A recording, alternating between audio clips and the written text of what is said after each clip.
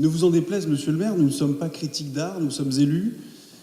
Et si nous pouvons tous avoir un avis sur, en tant qu'habitants, évidemment, sur le cœur de Paris, notre qualité d'élu ne nous confère pas une autorité, aucune espèce d'autorité pour préjuger de la beauté d'une œuvre.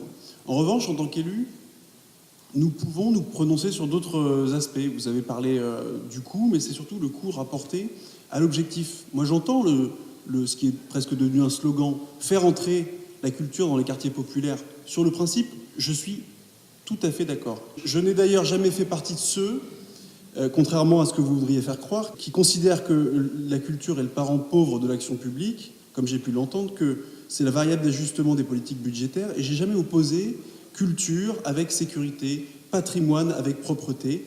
Mais pardonnez-moi, pouvez-vous franchement affirmer que vous avez rendu accessible la culture aux habitants de la Porte de Clignancourt en dépensant 650 000 € pour cette installation?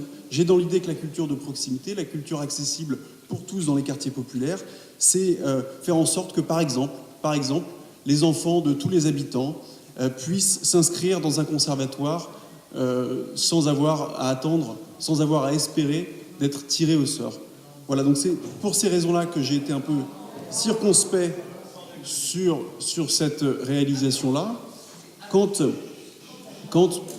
à la méthode, vous avez évidemment parlé des commanditaires. Je me suis rendu compte, par simple consultation des réseaux sociaux, que 2 de ces 9 commanditaires étaient tout bonnement militants du Parti socialiste.